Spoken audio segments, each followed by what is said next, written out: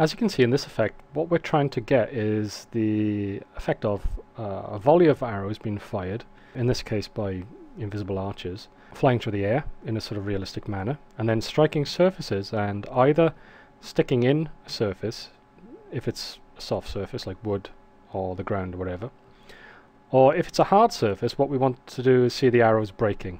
And in this case I've got them breaking and splintering and tumbling out of shot.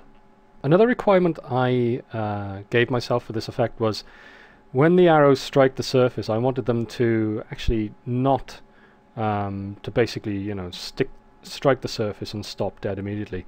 I wanted them to actually penetrate the surface and go in several inches, which is obviously what a real arrow would do. Now, as you can see, the nice thing about this effect is it's completely automatic. We're using a collision operator here on the teapot and on the wall and on the ground, obviously. Depending on which surface the arrows strike, we're implementing different effects. This actually could be adapted further and be made more complex using scripting. As an example, you could probably have a script ask what kind of surface, what kind of collision operator, what sort of collision deflector I should say, it's striking. You could give those deflectors coded names like rock, flesh, wood, earth, leather, and so forth.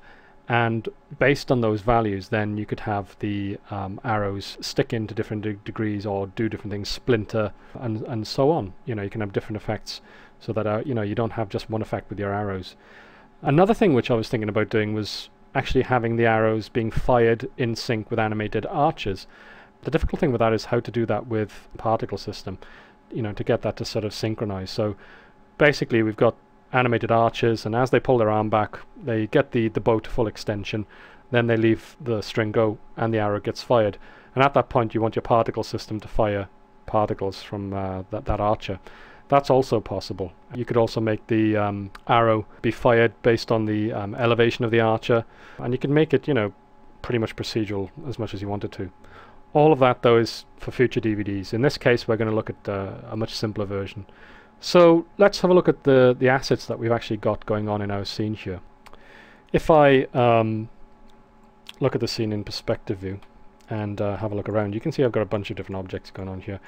First thing we have is we have a light up here, and you can see I've got a bunch of lights. This is just giving us a sky dome, so we get this sort of pseudo GI effect, which just renders a little bit faster. And for these examples is sort of good enough render quality. Down here you can see we've got our archers, as it were. If I just turn off the logo, you can see I've actually made them into sort of a row here, so they're all sort of firing out from this slot. So you can see they're all firing off down in this direction. Then I've got a deflector, which you can see I've got here, and I've made it, sorry, this is actually the plane, so this is actually a ground plane, which you can see rendered as pink in our final render. Then I've got a deflector, a planar deflector here, and that's used obviously for particles colliding off the ground. I've got a universal deflector here, which you can see I'm using to deflect arrows off the wall. I've got another universal deflector here, and that's to deflect arrows off the teapot, or in this case to collide with the teapot and then penetrate it. We've got a drag space warp here, and in this case it's actually been used for something unusual. You can see it's actually got a pretty high drag value. That's actually how I'm making the particles not stop dead when they hit the surface of this teapot. They collide with the teapot and then they're told to actually continue, and then the drag is used to actually slow them down very quickly, and that gives us this nice sort of penetrating effect. We've got gravity, obviously, to give our arrows an arc. And then if we zoom in here, you can see we've got this group, and we've got, in each group we've got these animated arrows. Now you can see in this group here we've got 3 different animated arrows.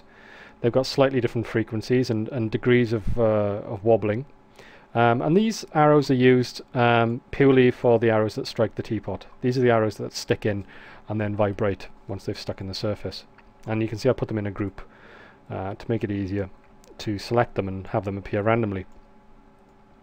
Then you can see I've got 3 different setups for arrows, and in this case these are actually broken arrows. So you've got